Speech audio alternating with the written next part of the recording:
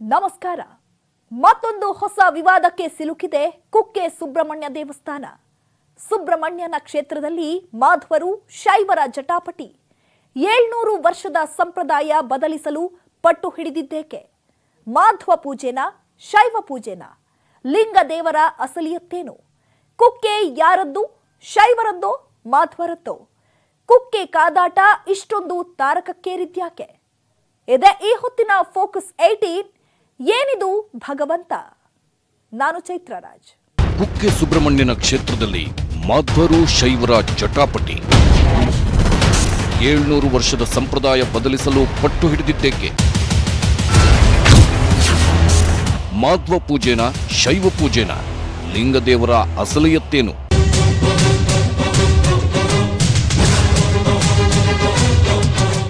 ಕುಕ್ಕೆ ಸುಬ್ರಹ್ಮಣ್ಯ ದಕ್ಷಿಣ ಕನ್ನಡ ಜಿಲ್ಲೆಯಲ್ಲಿರುವ ಈ ದೇವಸ್ಥಾನ ಭಕ್ತರ ಶ್ರದ್ಧಾ ಕೇಂದ್ರ, ಆರಾಧಕರ ಪಾಲಿನ ಪುಣ್ಯಕ್ಷೇತ್ರ, ಬೇಡಿ ಬಂದ ಭಕ್ತರ ಬೇಡಿಕೆಗಳನ್ನು ಈಡೇರಿಸುವ ಭಕ್ತಿ ಕೇಂದ್ರ, ಸರ್ವ ಸಂಕಷ್ಟ ಪಾಪಗಳನ್ನು ಪರಿಹಾರ ಮಾಡುವ ದೇವರ ಸನ್ನಿಧಿ.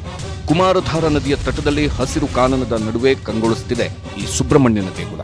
ಸರ್ಕಾರದ ಬೊಕ್ಕಸಕ್ಕೆ ಕೋಟಿ ಕೋಟಿ ಆದಾಯ ತರುವ ಪ್ರಮುಖ ದೇಗುಲ. ಆದರೆ ಇಂತಹ ಪುಣ್ಯಕ್ಷೇತ್ರ ಈಗ ವಿವಾದದ ಕೇಂದ್ರ ಬಿಂದುವಾಗಿದೆ.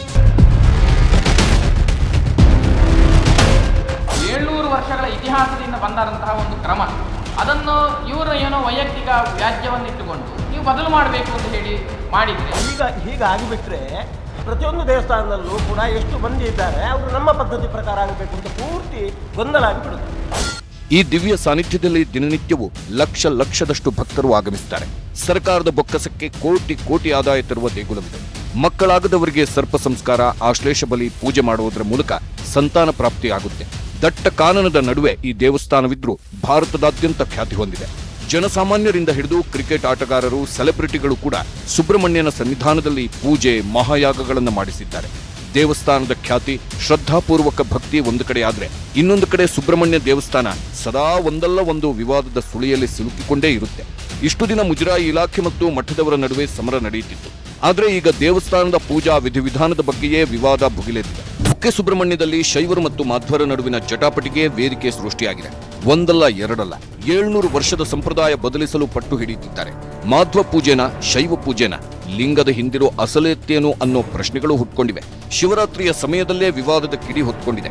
ಸಂಪ್ರದಾಯ ಬದಲು ಮಾಡಬಾರದು ಅಂತ ಮಾಧ್ವರು ಪಟ್ಟು ಹಿಡಿದ್ರೆ, ಪೂಜಾ ವಿಧಾನ ಬದಲು ಮಾಡೋಕೆ ಬೇಡಿಕೆ ಇಟ್ಟಿದ್ದಾರೆ ಶೈವರು. ಇವರಿಬ್ಬರ ನಡುವಿನ ತಿಕ್ಕಾಟ ಸುಬ್ರಹ್ಮಣ್ಯನಿಗೆ ಸಂಕಷ್ಟ ತಂತ. ಹಾಗಾದ್ರೆ ಕಳೆದ 7 ಶತಮಾನದಿಂದ ಸುಬ್ರಹ್ಮಣ್ಯನಿಗೆ ಸಲ್ಲಿಸುತ್ತಿದ್ದ ಪೂಜಾ ವಿಧಿವಿಧಾನವೇ ಸರಿ ಇರಲಿಲ್ವಾ? ಶಿವರಾತ್ರಿ ಪೂಜಾ ವಿಧಿವಿಧಾನ ಶೈವ ಸಂಪ್ರದಾಯದಂತೆ ನಡೆಯುತ್ತಾ, ಮಾಧ್ವ ಸಂಪ್ರದಾಯದಂತೆ ನಡೆಯುತ್ತಾ? ಇವೆಲ್ಲದರ ಬಗ್ಗೆನೂ ಒಮ್ಮೆ ಕಣ್ಣು ಹಾಯಿಸೋಣ.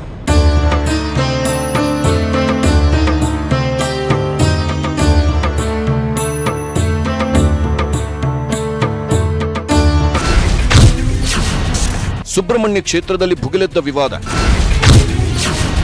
ಶೈವ ಪೂಜಾ ವಿಧಾನಕ್ಕೆ ಮಾಧ್ವರ ವಿರೋಧ. ಕುಕ್ಕೆ ಸುಬ್ರಹ್ಮಣ್ಯನಿಗೆ ಪೂಜೆ ನಡೆಸುವ ವಿಚಾರದಲ್ಲಿ ಶೈವ ಮತ್ತು ಮಾಧ್ವರ ನಡುವಿನ ಕಿತ್ತಾಟ, ಜಟಾಪಟಿ ತಾರಕಕ್ಕೇರಿದೆ. ಶತಮಾನಗಳ ಹಿಂದಿನ ಶೈವ ಸಂಪ್ರದಾಯದಂತೆ ಪೂಜೆ ನೆರವೇರಿಸಬೇಕೆಂದು ಶೈವರು ಆಗ್ರಹಿಸಿದ್ರೆ, ಮಾಧ್ವರು ಪೂಜಾ ವಿಧಿವಿಧಾನದಲ್ಲಿ ಯಾವುದೇ ರೀತಿ ಬದಲಾವಣೆ ಮಾಡಬಾರದು ಅಂತ ಬಿಗಿಪಟ್ಟು ಹಿಡಿದು ಕುಳಿತಿದ್ದಾರೆ. ಶೈವ ಪದ್ಧತಿಯನ್ನ ಅನುಸರಿಸುವ ಶೃಂಗೇರಿ ಮಠದ ವ್ಯಾಪ್ತಿಗೆ ಈ ಕ್ಷೇತ್ರ ಒಳಪಟ್ಟಿತ್ತು. ಮಾಧ್ವರ ಪ್ರಭಾವ ಈ ಕ್ಷೇತ್ರದಲ್ಲಿ ಹೆಚ್ಚಾದ ನಂತರ ಶೈವ ಸಂಪ್ರದಾಯಕ್ಕೆ ಅಂತ್ಯ ಹಾಡಲಾಯಿತು. ತಂತ್ರಸಾರ ಆಗಮದ ಪ್ರಕಾರ ವೈಷ್ಣವ ಸಂಪ್ರದಾಯದಂತೆ ಪೂಜಾ ವಿಧಿವಿಧಾನ ಆರಂಭವಾಯಿತು. ಆದರೆ ಈಗ ಮತ್ತೆ ಮೂಲ ಪದ್ಧತಿಯಲ್ಲೇ ಆರಾಧನೆ ನಡೆಯಬೇಕು ಅನ್ನೋದು ದೇವಸ್ಥಾನದ ಹಿತರಕ್ಷಣಾ ಸಮಿತಿಯ ವಾದ. ಇದೇ ವಿಚಾರ ಈಗ ಮಾಧ್ವ ಪಂಡಿತರನ್ನ ಕೆರಳಿಸಿದೆ. 700 ವರ್ಷಗಳ ಇತಿಹಾಸದಿಂದ ಬಂದಂತಹ ಒಂದು ಕ್ರಮ, ಅದನ್ನು ಇವರು ಏನೋ ವೈಯಕ್ತಿಕ ವ್ಯಾಜ್ಯವನ್ನಿಟ್ಟುಕೊಂಡು ನೀವು ಬದಲು ಮಾಡಬೇಕು ಅಂತ ಹೇಳಿ ಮಾಡಿದರೆ, ಎಲ್ಲಿ ಸ್ಮಾರ್ತರು ಪೂಜೆ ಮಾಡ್ತಾ ಇದ್ದಾರೆ ಅಲ್ಲಿ ಸ್ಮಾರ್ತ ಪದ್ಧತಿಯಿಂದಲೇ ಮಾಡಿ, ಅವರಿಗೆ ಬಿಟ್ಟದ್ದು. ಆಯಾ ದೇವಸ್ಥಾನದ ಅರ್ಚಕರ ಒಂದು ಸಮಿತಿ ಏನಿದೆ ಅವರಿಗೆ ಸಂಬಂಧಪಟ್ಟಂತಹ ವಿಷಯ. ಹೀಗಾಗಿಬಿಟ್ರೆ ಪ್ರತಿಯೊಂದು ದೇವಸ್ಥಾನದಲ್ಲೂ ಕೂಡ ಎಷ್ಟು ಮಂದಿ ಇದ್ದಾರೆ ಅವರು ನಮ್ಮ ಪದ್ಧತಿ ಪ್ರಕಾರ ಆಗಬೇಕು ಅಂತ ಪೂರ್ತಿ ಗೊಂದಲ ಆಗಿಬಿಡುತ್ತೆ. ಅದಕ್ಕಾಗಿ ಇವರು ಪೂಜಾರಿಯವರು ಮಹತ್ವಪೂರ್ಣವಾಗಿ ನೋಡಿ ಹಿಂದೆ ಹೇಗಿತ್ತು ಹಾಗೆ ನಡೀಲಿ ಅಂತ ಹೇಳಬೇಕು. ದೇವಸ್ಥಾನ ಹಿತರಕ್ಷಣಾ ಸಮಿತಿಯ ಒತ್ತಾಯವೇನು? ಶಿವರಾತ್ರಿಯನ್ನ ಶೈವಾಗಮದಲ್ಲೇ ಆಚರಿಸಲು ಆಗ್ರಹ. ಕುಕ್ಕೆ ಸುಬ್ರಹ್ಮಣ್ಯದಲ್ಲಿ ದೇವಸ್ಥಾನ ಹಿತರಕ್ಷಣಾ ಸಮಿತಿ ಇದೆ. ಆ ಸಮಿತಿಯಲ್ಲಿ ಶೈವರು, ಮಾಧ್ವರು ಸೇರಿ ಸ್ಥಳೀಯ ಮುಖಂಡರಿದ್ದಾರೆ. ಅವರಲ್ಲಿ ಹಲವರು ಮೊದಲಿನಂತೆಯೇ ಪೂಜಾ ಕೈಂಕರ್ಯ ವಿಧಿವಿಧಾನಗಳು ನೆರವೇರಬೇಕು ಅಂತ ದನಿ ಎತ್ತಿದ್ದಾರೆ. ದೇವಸ್ಥಾನದ ಮೂಲ ಪದ್ಧತಿ ಅಂದ್ರೆ ಶೈವ ಸಂಪ್ರದಾಯದಂತೆ ಆರಾಧನೆ ನಡೆಯಬೇಕು. 2007ರಲ್ಲಿ ಅಷ್ಟಮಂಗಲ ಪ್ರಶ್ನೆಯಲ್ಲೂ ಕೂಡ ಶೈವಾಗಮ ಪೂಜೆಗೆ ಆದೇಶ ನೀಡಲಾಗಿತ್ತು. ಹೀಗಾಗಿ ಈ ಬಾರಿ ಶಿವರಾತ್ರಿ ದಿನ ಶೈವಾಗಮದ ಪ್ರಕಾರ ಪೂಜೆ ನೆರವೇರಬೇಕು. ಬಿಲ್ವಾರ್ಚನೆ, ರುದ್ರಪಠಣ, ರುದ್ರಹೋಮ, ರುದ್ರಪಾರಾಯಣ, ಭಸ್ಮಾರ್ಚನೆ, ಜಾಗರಣೆ ಎಲ್ಲವೂ ಶೈವಾಗಮದ ಪ್ರಕಾರವೇ ನಡೆಯಬೇಕು ಅಂತ ಹಿತರಕ್ಷಣಾ ಸಮಿತಿ ಮುಜರಾಯಿ ಸಮಿತಿಗೆ ಮನವಿ ಸಲ್ಲಿಸಿದೆ. ನಮಗೇನು ಬಿಲ್ವಾರ್ಚನೆ ಮಾಡಿ ಫಸ್ಟ್ ಇಲ್ಲಿ ಶಿವಸ್ವರೂಪಿಯಾದಂತಹ ದೇವರುಗಳಿರ್ತಕ್ಕಂಥ ಶಿವಪರಿವಾರ ದೇವಸ್ಥಾನಗಳಲ್ಲಿ ಬಿಲ್ವಾರ್ಚನೆ ಮಾಡಲಿ. ಯಾಕೆ ಬಿಲ್ವಾರ್ಚನೆ ಮಾಡೋದಿಲ್ಲ? ಅದನ್ನ ನಮ್ಮ ಪ್ರಶ್ನೆ. ನಾವು ಇಲ್ಲಿ ತಂತ್ರಸಾರ ಮಾಡಿ ಶೈವಾಗಮ ಮಾಡಿ ಎಲ್ಲಾನು ಹೇಳಿದ್ರೆ ತಗೊಂಬಂದು ಇವ್ರು ತೋರ್ಸ್ಲಿ. ಇವ್ರು ಹೇಳ್ಕೊಟ್ಟ ಮೇಲೆ ನಾವೀಗ ಕೂತಿರೋದು. ಮೊಟ್ಟ ಮೊದಲ ಬಾರಿಗೆ ಉಡುಪಿನಲ್ಲಿ ಇವ್ರು ಪ್ರೆಸ್ ಮೀಟ್ ಮಾಡ್ತಾರೆ. ಏನಂತ ಅದನ್ನ ನಾವು ಕೊಟ್ಟಿರ್ತಕ್ಕಂಥ ಮನವಿಯನ್ನ ತಿರ್ಚಿ ಇವರು ಶೈವಾಗಮ ಪದ್ಧತಿನ ಜಾರಿಗೆ ತರಬೇಕು ಅಂತ ಹೇಳಿ ಗಲಾಟೆ ಮಾಡ್ತಾ ಇದಾರೆ ಅಂತ. ಗಲಾಟೆಗೆ ಆಸ್ಪದ ಕೊಟ್ಟವರು ನೀವು, ಇಡೀ ದೇಶಾದ್ಯಂತ ನೋಡೋ ರೀತಿ ಮಾಡಿದವರು ನೀವು. ಮಾಧ್ವರು ಶೈವಾಗಮಕ್ಕೆ ವಿರೋಧಿಸುತ್ತಿರೋದ್ಯಾಕೆ? ಶೈವಾಗಮದಂತೆ ಪೂಜೆ ನಡೆಯಬೇಕು ಅಂತ ಸಮಿತಿ ಆಗ್ರಹಿಸಿದೆ. ಇದಕ್ಕೆ ಧನಿಗೂಡಿಸುವ ಭಕ್ತರು ಕೂಡ ಸುಬ್ರಹ್ಮಣ್ಯ ಸ್ವಾಮಿಯ ತಂದೆ ಈಶ್ವರ, ಆತ ಲಿಂಗ ರೂಪದಲ್ಲಿರ್ತಾನೆ. ಹಾಗಾಗಿ ಶೈವಾಗಮದಲ್ಲೇ ಪೂಜೆ ನಡೆಸಬೇಕು, ಇಲ್ಲದಿದ್ರೆ ಅಪಚಾರವಾಗುತ್ತೆ ಅನ್ನೋದು ಶೈವರ ವಾದ. ಶೈವರ ಇದೇ ವಾದವೇ ಮಾಧ್ವರನ್ನ ಕೆಂಡಾಮಂಡಲವಾಗಿಸಿದೆ. 700 ವರ್ಷಗಳಿಂದ ಯಾವ ಸಂಪ್ರದಾಯ ನಡೆದುಕೊಂಡು ಬಂದಿತ್ತೋ ಅದೇ ಈಗಲೂ ನಡೆಯಲಿ. ಶತಮಾನಗಳಿಂದ ನಡೆದುಕೊಂಡು ಬಂದಿರೋ ಸಂಪ್ರದಾಯವನ್ನ ಕುಲಗೆಡಿಸಬೇಡಿ, ಇದರಿಂದ ಅನಾಹುತಗಳಾಗುತ್ತೆ. ಒಂದು ವೇಳೆ ನಾವು ಮಾಡೋ ಪೂಜಾ ಕ್ರಮದಿಂದ ಅಪಚಾರವಾಗುತ್ತೆ ಅಂದಿದ್ದಿದ್ರೆ ಕಳೆದ 7 ಶತಮಾನಗಳಿಂದ ಏನಾದರೂ ತೊಂದರೆ ಆಗಿದೆಯಾ? ಪೂಜೆಯಲ್ಲಿ ಅಪಚಾರ ಆಗಿದ್ದೇ ಆದಲ್ಲಿ ಗ್ರಾಮಸ್ಥರಿಗೆ ತೊಂದರೆ ಆಗಬೇಕಿತ್ತು, ಸಾಕಷ್ಟು ಅನಾಹುತಗಳು ಸಂಭವಿಸಬೇಕಿತ್ತು. ಯಾವುದೇ ರೀತಿಯ ಅನಾಹುತ ವಿಪತ್ತು ಸಂಭವಿಸಿಲ್ಲ ಅಂದ್ರೆ ನಾವು ನಡೆಸಿಕೊಂಡು ಬರ್ತಿರೋ ಪೂಜಾ ಪದ್ಧತಿ ಸರಿಯಾಗಿದೆ ಎಂದೇ ಅರ್ಥ ಅನ್ನೋದು ಮಾಧ್ವರವಾದ. ಒಂದಿಲ್ಲೊಂದು ವಿವಾದಗಳಿಂದ ಕುಕ್ಕೆ ಸುಬ್ರಹ್ಮಣ್ಯ ಕ್ಷೇತ್ರ ಸುದ್ದಿ ಆಗ್ತಾನೆ ಇದೆ. ಮೊದಲಿನಂತೆ ದೇವಾಲಯ ಉಳಿದಿಲ್ಲ, ಆಚರಣೆ ಸಂಪ್ರದಾಯಗಳು ಮಠದಂತೆ ಇದೆ. ಸದ್ಯಕ್ಕೆ ಪ್ರತಿಷ್ಠಾಪನೆ ಕಾಲದಲ್ಲಿ ಪೂಜೆ ಯಾವ ರೀತಿ ಆರಂಭವಾಗಿದ್ಯೋ ಹಾಗೆಯೇ ಮುಂದುವರಿಯಲಿ, ಬದಲಾವಣೆ ಮಾಡೋದೇ ಬೇಡ ಅಂತ ಉಡುಪಿಯ ಶ್ರೀ ವಿದ್ಯಾಧೀಶ ಸ್ವಾಮೀಜಿ ಹೇಳಿದ್ರು. ಯಾವುದೇ ದೇವಾಲಯದಲ್ಲಿ ಪೂಜೆ ಪ್ರತಿಷ್ಠಾ ಕಾಲದಿಂದ ಅದು ಹೇಗೆ ನಡೆದಿತ್ತೋ ಪೂಜೆಗಳು ಹಾಗೆ ನಡೀಬೇಕಾದ್ದು. ಅದಕ್ಕೆ ವ್ಯತ್ಯಸ್ತ ಆದರೆ ಅದು ದೋಷಗಳು ಬರ್ತವೆ ಅದರಲ್ಲಿ. ಹಾಗಾಗಿ ಅದನ್ನು ಮಾಡಬೇಕಾದ್ರೆ ಅದನ್ನು ವಿಮರ್ಶೆ ಮಾಡಿ ಮಾಡಬೇಕಾದ್ದು ಅಂತ ನನ್ನ ಅನಿಸಿಕೆ. ಪೂಜಾ ವಿಧಿವಿಧಾನದಲ್ಲಿ ಬದಲಾವಣೆ ಮಾಡಿದ್ರೆ ಭಕ್ತರಲ್ಲಿ ಗೊಂದಲಗಳು ಉಂಟಾಗುತ್ತೆ, ಸಂಪ್ರದಾಯಕ್ಕೆ ಚ್ಯುತಿ ಬರುತ್ತೆ. ಇಲ್ಲಿಯವರೆಗೆ ಯಾವ ರೀತಿ ಶಿವರಾತ್ರಿ ಆಚರಿಸಲಾಗ್ತಿತ್ತೋ ಅದೇ ರೀತಿ ಶಿವರಾತ್ರಿ ನಡೆಯಬೇಕು. ಅವರು ಹೇಳ್ತಿರೋ ಆಗಮಕ್ಕೆ ಸಮ್ಮತವಿಲ್ಲ. ಇವತ್ತು ಶಿವರಾತ್ರಿ ಕೇಳ್ತಾರೆ, ನಾಳೆ ಮತ್ತೊಂದು ರೀತಿ ಆಚರಣೆ ಮಾಡಬೇಕು ಅಂತಾರೆ. ಎಲ್ಲ ಮಾಡೋಕೆ ಸಾಧ್ಯನೇ ಇಲ್ಲ ಅಂತ ಮಾಧ್ವ ಬ್ರಾಹ್ಮಣರು ಕಡ್ಡಿ ತುಂಡು ಮಾಡಿದಂತ ಶೈವರ ವಾದವನ್ನ ತಿರಸ್ಕರಿಸುತ್ತಿದ್ದಾರೆ. ಆದ್ರೆ ಇದುವರೆಗೆ ಯಾವ ಕ್ರಮದಲ್ಲಿ ನಡ್ತಾ ಬರ್ತಾ ಇತ್ತೋ ಅದೇ ರೀತಿ ಶಿವರಾತ್ರಿ ನಡೀತದೆ ಹೊರತು ಇವರಿಗೆ ಹೇಳಿದ ಎಕ್ಸ್ಟ್ರಾ ಕಾರ್ಯಕ್ರಮಗಳು ಅದು ಆ ಆಗಮಕ್ಕೆ ಸಮ್ಮತ ಅಲ್ಲ. ಇವತ್ತು ಇವರು ಶಿವರಾತ್ರಿಗೆ ಹೇಳ್ತಾರೆ, ನಾಡ್ದು ವೈಷ್ಣವರು ಬಂದು ಕೃಷ್ಣಾಷ್ಟಮಿ ಈ ರೀತಿಯಿಂದ ಆಗ್ಬೇಕು ಇನ್ನೊಂದು ಅಂತಾರೆ. ದೇವಸ್ಥಾನಕ್ಕೆ ಒಂದು ಪೂಜಾ ಪದ್ಧತಿ ಇದೆಯಲ್ಲ, ಆ ರೀತಿ ನಡಿಬೇಕಲ್ವಾ?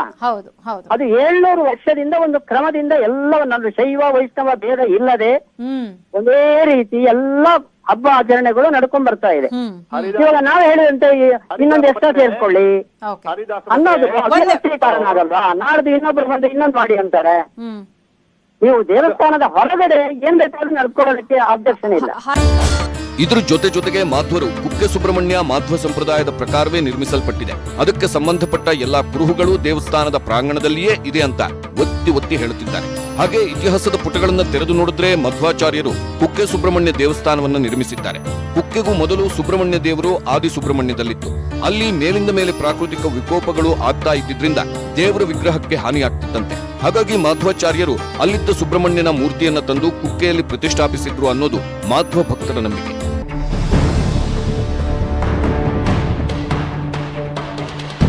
ಪ್ರಸಕ್ತ ಭಕ್ತರು ಬರುವ ಗುಡಿಯ ಒಳಗಡೆ ಒಂದು ಸ್ಥಿರವಾದ ಲಿಂಗ ಪ್ರತಿಷ್ಠೆ, ಅಷ್ಟಬಂಧದ ಮೂಲಕ ಮಾಡುವ ಪ್ರತಿಷ್ಠೆ ಇಲ್ಲ. ಅಲ್ಲಿ ಛಲಮೂರ್ತಿಗಳ ಪ್ರತಿಷ್ಠೆ ಇರೋದು. ಅಲ್ಲಿರೋದು ಸುಬ್ರಹ್ಮಣ್ಯನ ಸನ್ನಿಧಾನ ಇರೋ ಹುತ್ತ. ಮಧ್ವಾಚಾರ್ಯರ ಕಾಲದಲ್ಲೇ ದೇವಸ್ಥಾನ ಮತ್ತು ಮಠ ಎರಡೂ ಕೂಡ ಪ್ರತಿಷ್ಠಾಪನೆಯಾಗಿವೆ. ಮಧ್ವಾಚಾರ್ಯರು ಸ್ಥಾಪನೆ ಮಾಡುವಾಗ ತಂತ್ರ ಸಾರಾಗಮಕ್ಕೆ ಅನುಗುಣವಾಗಿ ಆ ದೇವಾಲಯವನ್ನ ಸ್ಥಾಪನೆ ಮಾಡಿದ್ದಾರೆ ಅನ್ನೋದು ಮಾಧ್ವರವಾದ. ಶೈವಾಗಮದ ರೀತಿಯಲ್ಲೇ ದೇವಸ್ಥಾನ ನಿರ್ಮಾಣವಾಗಿದ್ದಿದ್ರೆ ದೇವಸ್ಥಾನದ ಎದುರು ಒಂದು ಧ್ವಜಸ್ತಂಭವಿರುತ್ತೆ.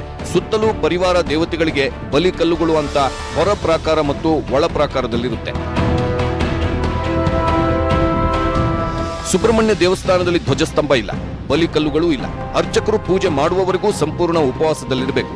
ಒಂದು ತೊಟ್ಟು ನೀರನ್ನು ಕೂಡ ಸೇವಿಸಲ್ಲ, ಬ್ರಹ್ಮಚರ್ಯದಲ್ಲಿ ಇರಬೇಕು. ಇವೆಲ್ಲ ತಂತ್ರ ಸಾರಾಗಮಕ್ಕೆ ಒಳಪಡುವ ನಿರ್ಬಂಧಗಳು.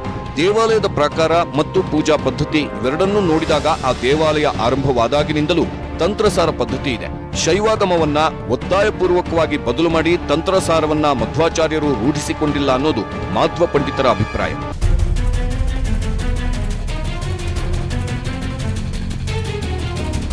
ಸುಬ್ರಹ್ಮಣ್ಯ ಕ್ಷೇತ್ರದ ಬಗ್ಗೆ ಸ್ಕಂದ ಪುರಾಣದಲ್ಲಿ ಉಲ್ಲೇಖವಿದೆ.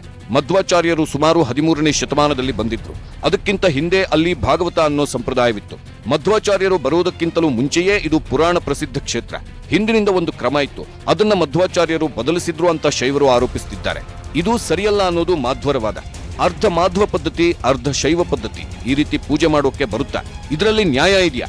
ದೇವಸ್ಥಾನ ಪ್ರತಿಷ್ಠಾಪನೆಯಾದಾಗ ಯಾವ ಕ್ರಮವನ್ನು ನಾವು ಪ್ರತಿಷ್ಠೆ ಮಾಡ್ತೀವೋ ಅದೇ ಕ್ರಮವನ್ನೇ ಅನುಸರಿಸಬೇಕು. ಇದು ವ್ಯತ್ಯಾಸವಾದರೆ ಭಕ್ತರ ಕಾಮಿಷ್ಠೆಗಳು ನೆರವೇರೋದಿಲ್ಲ. ಶೈವ ವಿಚಾರದಲ್ಲಿ ನಾವು ಮೂಗು ತೂರಿಸಲ್ಲ. ನೀವು ತಂತ್ರಸಾರ ವಿಚಾರದಲ್ಲಿ ಹಸ್ತಕ್ಷೇಪ ಮಾಡಬೇಡಿ, ಸಮಾಜದಲ್ಲಿ ಒಡಕು ತರಬೇಡಿ ಅಂತ ಮಾಧ್ವರು ಹೇಳ್ತಿದ್ದಾರೆ. ಮಾಧ್ವರ ವಾದಕ್ಕೆ ಶೈವರು ಕೂಡ ಪ್ರತಿಕ್ರಿಯಿಸುತ್ತಿದ್ದಾರೆ. ನಾವು ಶಿವರಾತ್ರಿಗೆ ಮಾತ್ರ ಶೈವ ಸಂಪ್ರದಾಯದ ಪ್ರಕಾರ ಪೂಜೆ ಮಾಡಬೇಕು ಅಂತ ಒತ್ತಾಯಿಸಿದ್ದೇವೆ. ಆದ್ರೆ ಉಡುಪಿ ಅಷ್ಟಮಠದ ಮಾಧ್ವರು ನಾವು ಸಂಪ್ರದಾಯವನ್ನೇ ಬದಲು ಮಾಡಬೇಕು ಅಂತ ಹೇಳಿದ್ದೀವಿ ಅಂತ ಕಥೆ ತಿರುಚಿ ರಾಜ್ಯದಲ್ಲಿ ಗಲಾಟೆ ಮಾಡುತ್ತಿದ್ದಾರೆ ಅಂತ ಶೈವ ಬ್ರಾಹ್ಮಣರು ಆಕ್ರೋಶ ವ್ಯಕ್ತಪಡಿಸುತ್ತಿದ್ದಾರೆ. ನಾವು ಬೇರೆ ರೀತಿ ಬೇಡಿಕೆ ಇಟ್ಟಿಲ್ಲ, ಈಗ ಅವರೇ ನಮಗೆ ದಾರಿ ಮಾಡಿಕೊಡ್ತಿದ್ದಾರೆ ಅಂತಿದ್ದಾರೆ. ಇವರು ಬಾಯಿ ಮಾತಿನಲ್ಲಿ ಮಾತ್ರ ದೇವಸ್ಥಾನ ವೈಷ್ಣವ ಸಂಪ್ರದಾಯಕ್ಕೆ ಸೇರಿದ್ದು ಅಂತಿದ್ದಾರೆ. ಆದ್ರೆ ನಮ್ಮ ಬಳಿ ದಾಖಲೆಗಳಿವೆ. ಕಾನೂನು ಹೋರಾಟದಲ್ಲೂ ನಮಗೆ ಜಯವಾಗಿದೆ. ನ್ಯಾಯಾಲಯ ಕೂಡ ಸುಬ್ರಹ್ಮಣ್ಯ ದೇವಸ್ಥಾನ ಶೈವ ಸಂಪ್ರದಾಯಕ್ಕೆ ಸೇರಿದ್ದು ಅಂತ ತೀರ್ಪು ನೀಡಿದೆ ಅಂತ ಅವರು ವಾದಿಸುತ್ತಾರೆ. ಕುಕ್ಕೆ ಕಚ್ಚಾಟ ಈಗ ವೈಷ್ಣವ ಹಾಗೂ ಶೈವರ ನಡುವಿನ ಸಂಘರ್ಷಕ್ಕೆ ದಾರಿ ಮಾಡಿಕೊಟ್ಟಿದೆ. ಪುಣ್ಯ ಕ್ಷೇತ್ರದಲ್ಲಿ ಇವರಿಬ್ಬರ ನಡುವಿನ ಕದನ ಇನ್ನಿಲ್ಲದಂತಹ ಆತಂಕವನ್ನೇ ಸೃಷ್ಟಿ ಮಾಡಿದೆ. ಕುಕ್ಕೆ ಪೂಜಾ ವಿಧಿವಿಧಾನಕ್ಕೆ ಸಂಬಂಧಪಟ್ಟಂತೆ ಮಾಧ್ವ ಹಾಗೂ ಶೈವರು ಒಬ್ಬರ ಮೇಲೊಬ್ಬರು ಆರೋಪ ಪ್ರತ್ಯಾರೋಪಗಳ ಸುರಿಮಳೆಯನ್ನೇಗೈತಿದ್ದಾರೆ. ಕಾನೂನು ಹೋರಾಟದಲ್ಲಿ ನಾವೇ ಗೆದ್ದಿದ್ದೀವಿ ಅಂತ ಶೈವರು ಪ್ರತಿಪಾದಿಸುತ್ತಿದ್ದಾರೆ. ಇದಕ್ಕೆ ತಿರುಗೇಟು ಕೊಟ್ಟಿರೋ ಮಾಧ್ವರು ದೇಗುಲದ ವಿಚಾರದಲ್ಲಿ ನ್ಯಾಯಾಲಯ ಕೂಡ ಹಸ್ತಕ್ಷೇಪ ಮಾಡುವಂತಿಲ್ಲ ಅಂತಿದ್ದಾರೆ. ಪುಣ್ಯಕ್ಷೇತ್ರದಲ್ಲಿ ಎರಡು ಪಂಗಡಗಳ ನಡುವೆ ಆಗ್ತಾ ಇರೋ ಮಾತಿನ ಕದನ, ಆರೋಪ ಪ್ರತ್ಯಾರೋಪ, ಜಟಾಪಟಿ ಈಗ ಇಡೀ ರಾಜ್ಯಾದ್ಯಂತ ಸದ್ದು ಮಾಡುತ್ತಿದೆ. ಇನ್ನಿಲ್ಲದ ವಿವಾದವನ್ನ ಹುಟ್ಟುಹಾಕಿದೆ. ಹಾಗಾದ್ರೆ ಕುಕ್ಕೆ ಯಾರಿಗೆ ಸೇರಿದ್ದು ಅನ್ನೋ ಚರ್ಚೆ ಸಾರ್ವಜನಿಕ ವಲಯದಲ್ಲಿ ಕೇಳಿ ಬರ್ತಿದೆ. ಸುಬ್ರಹ್ಮಣ್ಯ ದೇಗುಲ ಈ ಹಿಂದಿನಿಂದಲೂ ಹಲವು ವಿಚಾರಗಳಲ್ಲಿ ವಿವಾದದ ಕೇಂದ್ರ ಬಿಂದುವಾಗಿತ್ತು. ಈ ಬಾರಿ ಪೂಜಾ ವಿಚಾರ ದೊಡ್ಡ ಪ್ರಮಾಣದಲ್ಲಿ ವಿವಾದದ ಕಿಡಿ ಹೊತ್ತಿಸಿದೆ. ಮಾಧ್ವರು 700 ವರ್ಷಗಳ ಪೂಜೆಯನ್ನ ಬದಲು ಮಾಡೋಕೆ ಆಗಲ್ಲ ಅಂತ ತಮ್ಮ ವಾದ ಮಂಡಿಸಿದ್ರೆ, ಶೈವರು ಈ ದೇವಸ್ಥಾನ ಮಾಧ್ವ ಸಂಪ್ರದಾಯಕ್ಕೆ ಸೇರಿದ್ದೇ ಅಲ್ಲ ಅಂತ ತಮ್ಮ ವಾದ ಮಂಡಿಸುತ್ತಿದ್ದಾರೆ. ಮಾಧ್ವ ಶೈವ ಗುಂಪುಗಳ ನಡುವೆ ಜಿಜ್ಞಾಸೆ ಮೂಡಿದ್ದು, ಎರಡು ಗುಂಪಿನವರನ್ನ ಕರೆದು ಮಾತನಾಡುವ ಬಗ್ಗೆ ಮುಜರಾಯಿ ಸಚಿವರು ಚಿಂತನೆ ನಡೆಸಿದ್ದಾರೆ. ಆದ್ರೆ ಶಿವನ ಅಂಶ ಇರುವ ಕಡೆ ಶಿವನ ಆರಾಧನೆಗೆ ಸರ್ಕಾರ ಅವಕಾಶ ನೀಡುತ್ತದೆ ಅನ್ನೋ ಮೂಲಕ ಶೈವ ಸಂಪ್ರದಾಯಕ್ಕೆ ಬೆಂಬಲ ನೀಡುವ ಸುಳಿವು ಕೊಟ್ಟಿದ್ದಾರೆ ಸಚಿವರು. ಕೆಲವು ಸಂದರ್ಭದಲ್ಲಿ ಅಷ್ಟಮಂಗಳ ವರದಿಗಳನ್ನ ಕಾಲಕ್ಕೆ ಅಲ್ಲಿರುವಂತಹ ಚುನಾಯಿತ ಮಂಡಳಿ ಅಂತ ಇರುತ್ತೆ ದೇವಸ್ಥಾನದಲ್ಲಿ, ಅವರು ನಿರ್ಧಾರವನ್ನು ತಗೊಂಡು ಸರ್ಕಾರದ ಜೊತೆ ಸಂಪರ್ಕ ಮಾಡಿರ್ತಾರೆ. ಅದು ಮಾಡಿಲ್ವೋ ಮಾಡಬೇಕು ಅನ್ನೋದನ್ನು ಚರ್ಚೆ ಮಾಡ್ತೇನೆ. ಮಾಧ್ವರು ರಾಜ ಬಲ್ಲಾಳನ ಕಾಲದಲ್ಲಿ ಸುಬ್ರಹ್ಮಣ್ಯ ದೇವಸ್ಥಾನ ಸ್ಥಾಪನೆಯಾಯಿತು ಅಂತಾರೆ. ಇದಕ್ಕೆ ವಿರೋಧ ವ್ಯಕ್ತಪಡಿಸಿರೋ ಶೈವ ಬ್ರಾಹ್ಮಣರು, ಬಲ್ಲಾಳ ದೇವ ಇದ್ದಿದ್ದು 9ನೇ ಶತಮಾನದಲ್ಲಿ, ಮಧ್ವಾಚಾರ್ಯರು ಇದ್ದಿದ್ದು 13ನೇ ಶತಮಾನದಲ್ಲಿ. ಎತ್ತಣಿಂದೆತ್ತಣ ಸಂಬಂಧ 1840ರ ಆಸುಪಾಸಿನಲ್ಲಿ ದೇವಸ್ಥಾನವನ್ನ ನವೀಕರಣ ಮಾಡಲಾಯಿತು. ಅದು ಕೂಡ ಇವರ ಇಷ್ಟ ಬಂದಂತೆ ದೇವಸ್ಥಾನ ನಿರ್ಮಾಣ ಮಾಡಿದ್ರು. ಸ್ಕಂದ ಪುರಾಣದಲ್ಲಿ ಶಂಕರಾಚಾರ್ಯರು ಸುಬ್ರಹ್ಮಣ್ಯ ದೇವಸ್ಥಾನದ ಬಗ್ಗೆ ಪ್ರಸ್ತಾಪ ಮಾಡಿದ್ದಾರೆ. ಇದಕ್ಕೆ ನಮ್ಮ ಬಳಿ ಆಧಾರವಿದೆ. ಇವ್ರ ಬಳಿ ಯಾವ ರೀತಿ ಆಧಾರ ಇದೆ ತೋರಿಸೋಕೆ ಹೇಳಿ ಅಂತ ಶೈವರು ಪ್ರಶ್ನೆ ಮಾಡ್ತಾರೆ. ದಕ್ಷಿಣ ಕನ್ನಡ ಜಿಲ್ಲೆಯಲ್ಲಿ ಶೈವ ದೇವಸ್ಥಾನ ಇರುವಲ್ಲಿ ಬಲವಂತವಾಗಿ ಮಾಧ್ವ ಸಂಪ್ರದಾಯದ ಒತ್ತಡ ಹೇರ್ತಿದ್ದಾರೆ. ಹಲವು ದೇವಸ್ಥಾನಗಳನ್ನು ಮಾಧ್ವರು ಅತಿಕ್ರಮಣ ಮಾಡಿಕೊಂಡಿದ್ದಾರೆ ಅಂತ ಶೈವ ಬ್ರಾಹ್ಮಣರು ಬಲವಾಗಿ ಆರೋಪಿಸುತ್ತಿದ್ದಾರೆ. ಇನ್ನು ಶೈವರು ಕಾನೂನು ಪ್ರಕಾರವೂ ಮಾತನಾಡಿದ್ರು. 1887ರಲ್ಲಿ ಸಬಾರ್ಡಿನೇಟ್ ಕೋರ್ಟ್ನಲ್ಲಿ ಬಂದ ತೀರ್ಪಿನಲ್ಲಿ ಸುಬ್ರಹ್ಮಣ್ಯ ದೇವಸ್ಥಾನ ಶೈವ ದೇವಸ್ಥಾನ ಅಂತ ಉಲ್ಲೇಖಿಸಲಾಗಿದೆ. 1913ರಲ್ಲಿ ಹಾಗೂ 1923ರಲ್ಲಿ ಇವರ ಕೋರ್ಟ್ನಲ್ಲಿ ದೇವಸ್ಥಾನ ತಮಗೆ ಸೇರಿತು ಅಂತ ದಾವೆ ಹೂಡ್ತಾರೆ. ಆದ್ರೆ ಅಲ್ಲಿಯೂ ಕೂಡ ಸುಬ್ರಹ್ಮಣ್ಯ ದೇವಸ್ಥಾನ ಶೈವರಿಗೆ ಸೇರಿತು ಅನ್ನೋ ತೀರ್ಪು ಬರುತ್ತೆ. ಈಸ್ಟ್ ಇಂಡಿಯಾ ಕಂಪನಿ ಬರುವುದಕ್ಕೂ ಮುಂಚೆ ಇಲ್ಲಿ ಶೈವಾಗಮನದ ಪ್ರಕಾರ ಪೂಜೆ ಆಗ್ತಿತ್ತು ಅಂತ ಆಗಿನ ಸಬಾರ್ಡಿನೇಟ್ ಕೋರ್ಟ್ ಆದೇಶಿಸಿದೆ ಅಂತಾರೆ ಶೈವ ಬ್ರಾಹ್ಮಣರು. ಶೈವರ ಈ ವಾದಕ್ಕೆ ಪ್ರತಿಕ್ರಿಯಿಸುವ ಮಾಧ್ವರು, ಮಧ್ವಾಚಾರ್ಯರು ಸುಬ್ರಹ್ಮಣ್ಯ ದೇವಸ್ಥಾನವನ್ನು ಸ್ಥಾಪಿಸಿದ್ದಾರೆ. ಅಲ್ಲಿ ಶಿವನ ಕುಕ್ಕೆಲಿಂಗ ಇತ್ತು. ಅದಕ್ಕೆ ಮಧ್ವಾಚಾರ್ಯರು ಯಾವುದೇ ಭಿನ್ನತೆ ತರಲಿಲ್ಲ. ಒಂದು ವೇಳೆ ಮಾಧ್ವ ಸಂಪ್ರದಾಯವನ್ನೇ ಆಕ್ರಮಣ ಮಾಡಬೇಕು ಅಂತಿದ್ದಿದ್ರೆ ಶಿವರಾತ್ರಿಯ ಸಂದರ್ಭದಲ್ಲಿ ರುದ್ರನ ಆಚರಣೆಗೆ ಅವಕಾಶವನ್ನೇ ಕೊಡ್ತಾ ಇರಲಿಲ್ಲ ಅಂತಾರೆ. ಉಡುಪಿಯಲ್ಲಿ ಚಂದ್ರೇಶ್ವರನ ಸನ್ನಿಧಾನದಲ್ಲಿ ತಂತ್ರಸಾರ ಪದ್ಧತಿಯನ್ನ ಅನುಸರಿಸಿಲ್ಲ. ಒಂದು ದೇವಾಲಯದಲ್ಲಿ ಯಾವ ಪೂಜಾ ಪದ್ಧತಿ ಇದೆಯೋ ಆ ರೀತಿಯಲ್ಲಿ ಪೂಜಾ ಕೈಂಕರ್ಯ ಇರಬೇಕೆ ಹೊರತು ಅದನ್ನ ಬದಲು ಮಾಡುವಂತಿಲ್ಲ. ಅದನ್ನು ಬದಲಾಯಿಸುವ ಹಕ್ಕು ಮುಜರಾಯಿ ಇಲಾಖೆಗೂ ಇಲ್ಲ, ನ್ಯಾಯಾಲಯಕ್ಕೂ ಸಾಧ್ಯ ಇಲ್ಲ ಅಂತಾನೆ ಮಾಧ್ವರು ಹೇಳ್ತಿದ್ದಾರೆ. ಶೈವರ ಮೇಲೆ ಮಾಧ್ವರ ಆಕ್ರಮಣ ನಡೀತಾ ಇದೆ ಅನ್ನೋದಕ್ಕೆ ಉತ್ತರಿಸಿರೋ ಮಾಧ್ವರು ಈ ಆರೋಪವನ್ನ ತಳ್ಳಿ ಹಾಕಿದ್ದು ವಸ್ತುಸ್ಥಿತಿ ಅದಲ್ಲ. ಶೈವರ ಆಕ್ರಮಣ ಮಾಧ್ವರ ಮೇಲೆ ನಡೀತಿದೆ ಅಂತ ತಿರುಗೇಟು ಕೊಡ್ತಾರೆ. ಮಠ ಮಾಧ್ವ ಸಂಪ್ರದಾಯಕ್ಕೆ ಸೇರಿತ್ತು, ಆದ್ರೆ ಮಠಕ್ಕಿರುವ ಹಕ್ಕುಗಳನ್ನ ಶೈವರು ಮೊಟಕುಗೊಳಿಸಿದ್ದಾರೆ ಅಂತ ಇವರು ಹೇಳ್ತಾರೆ. ಹೀಗೆ ಎರಡೂ ಪಂಗಡದವರು ಕೂಡ ಒಬ್ಬರ ಮೇಲೆ ಒಬ್ಬರು ಆರೋಪ ಪ್ರತ್ಯಾರೋಪಗಳ ಸುರಿಮಳೆಯನ್ನೇ ಗೈತಿದ್ದಾರೆ. ದೇವರ ಪೂಜೆಗೆ ಇಷ್ಟೊಂದು ವಾದ ವಿವಾದ ಬೇಕಾ ಅನ್ನೋ ಪ್ರಶ್ನೆ ಈಗ ಭಕ್ತರಲ್ಲಿ ಮನೆ ಮಾಡಿದೆ. ಪೂಜಾ ವಿವಾದಕ್ಕೆ ಸಂಬಂಧಪಟ್ಟಂತೆ ಕುಕ್ಕೆಯಲ್ಲಿ ಸಭೆ ನಡೆಸಲಾಗಿತ್ತು. ಈ ಸಭೆ ಬೆನ್ನಲ್ಲೇ ಶಿವರಾತ್ರಿ ಪೂಜೆಗೆ ಅನುವು ಮಾಡಿಕೊಡಲಾಗಿದೆ. ದೇವರಿಗೆ ಸಂಬಂಧಪಟ್ಟ ಎಲ್ಲಾ ಆಚರಣೆಗಳನ್ನು ಶಾಸ್ತ್ರೋಕ್ತವಾಗಿ ಆಚರಿಸಲು ದೇವಸ್ಥಾನ ಬದ್ಧವಾಗಿದೆ. ಈ ಮೂಲಕ ವಿವಾದಕ್ಕೆ ಸದ್ಯಕ್ಕೆ ತೆರೆಬಿದ್ದಿದೆ. ಕುಕ್ಕೆ ಸುಬ್ರಹ್ಮಣ್ಯ ಪೂಜಾ ವಿಧಿವಿಧಾನದ ಕುರಿತ ವಿವಾದಕ್ಕೆ ತೆರೆಬಿದ್ದಿದೆ. ಕುಕ್ಕೆ ಸುಬ್ರಹ್ಮಣ್ಯದಲ್ಲಿ ಶಿವರಾತ್ರಿ ಆಚರಣೆಗೆ ಅವಕಾಶ ಕೊಡಬೇಕು ಎಂದು ಮನವಿ ಮಾಡಿದ್ದ ಹಿತರಕ್ಷಣಾ ಸಮಿತಿ ಹಾಗೂ ಧಾರ್ಮಿಕ ದತ್ತಿ ಇಲಾಖೆಯ ಆಗಮ ಪಂಡಿತರು ಹಾಗೂ ದೇವಸ್ಥಾನದ ಅರ್ಚಕರು ಸೇರಿ ಸಭೆ ನಡೆಸಿದ್ದಾರೆ. ಸಭೆಯಲ್ಲಿ ವಿವಾದದ ಕುರಿತು ಚರ್ಚೆ ನಡೆಸಲಾಗಿದ್ದು, ಶಿವರಾತ್ರಿ ಆಚರಣೆಗೆ ಎಲ್ಲ ವ್ಯವಸ್ಥೆಯನ್ನು ಮಾಡಿಕೊಡುವ ತೀರ್ಮಾನ ಕೈಗೊಳ್ಳಲಾಗಿದೆ. ಶಿವರಾತ್ರಿ ಆಚರಣೆಯ ವಿಚಾರದಲ್ಲಿ ದೇವಸ್ಥಾನದಲ್ಲಿ ಯಾವುದೇ ಗೊಂದಲವಿಲ್ಲ. ಕ್ಷೇತ್ರದಲ್ಲಿ ಬರುವ ಭಕ್ತರಿಗೆ ದೇವರಿಗೆ ಯಾವ ಪದ್ಧತಿಯಲ್ಲಿ ಪೂಜೆ ನೆರವೇರಿಸಲಾಗುತ್ತದೆ ಎನ್ನುವುದು ಮುಖ್ಯವಲ್ಲ. ಆದರೆ ಇದೇ ವಿಚಾರವನ್ನಿಟ್ಟು ದೇವಸ್ಥಾನದ ಹೊರಗೆ ಚರ್ಚೆ ನಡೆಸುವುದಕ್ಕೂ ಚರ್ಚೆಯಲ್ಲಿ ಭಾಗವಹಿಸಿದ್ದ ಆಗಮ ಪಂಡಿತರು ಆಕ್ಷೇಪ ವ್ಯಕ್ತಪಡಿಸಿದ್ದಾರೆ.